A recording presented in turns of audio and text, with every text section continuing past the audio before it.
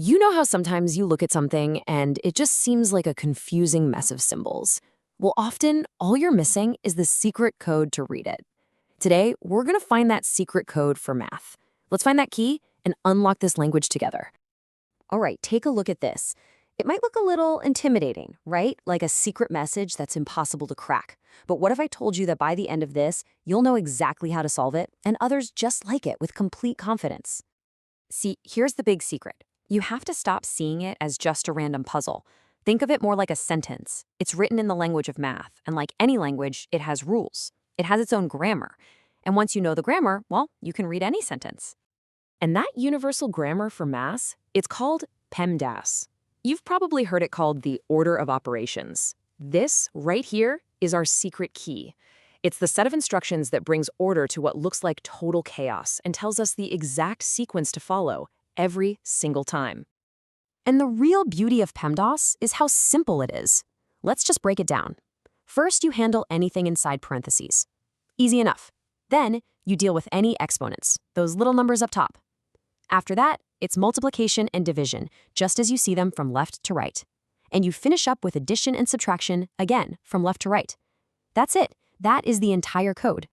So now that we have our secret code, our grammar book, let's go back to that first clue. It's time to put this thing to work and see how it completely decodes that puzzle we started with.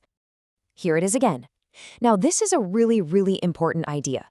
To simplify an expression, we follow PEMDAS forwards. But to solve for a mystery number like x, we have to undo everything that's been done to it. That means we work backward, in reverse order. We're going to peel back the layers, starting with addition and subtraction first. Okay, so following our reverse order plan, we start at the very end. See that minus 10? To undo it, we do the opposite. We add 10. And to keep the equation balanced, we have to do it to both sides. And just like that, we've cleared the first layer. All right, what's next in our reverse journey? Undoing multiplication and division. That 2 is being multiplied by the whole parentheses term, so, you guessed it, we do the opposite. We divide both sides by 2. See how it's getting simpler with every step? Now we get to that exponent, the little 2. To undo squaring something, we take the square root of both sides. Now, here's a crucial thing to remember. A square root isn't just one answer. It can be positive or negative. That's why we have that little plus or minus symbol there. Super important. And for the final move, we're inside the parentheses. To undo that plus 4, we just subtract 4 from both sides. And there you have it. We followed the rules, peeled back the layers one by one, and found our 2 possible answers. Puzzle solved. So the real test of any good code, any good system, is if it works on different kinds of messages, right? So let's throw a few new challenges at PEMDAS and see how it holds up. But first, a really quick distinction. What we just did was an equation. It has an equal sign, and you're looking for a specific answer. Now we're going to look at an inequality. It uses symbols like less than or equal to, and you're looking for a whole range of answers. Okay, here's our new challenge.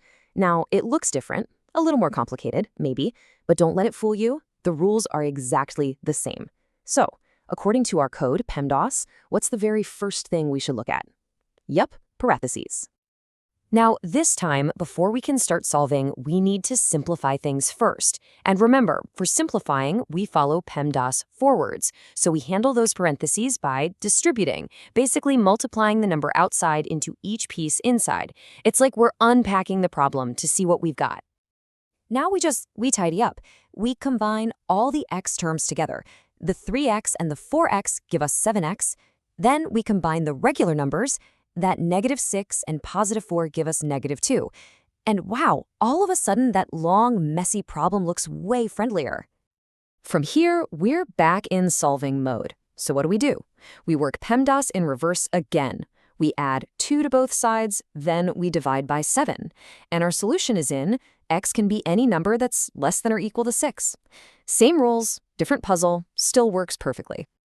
In this logic, it holds for any problem, even one that looks like this, with division right in the middle. The whole point isn't to memorize steps for 100 different problems. It's to understand the system.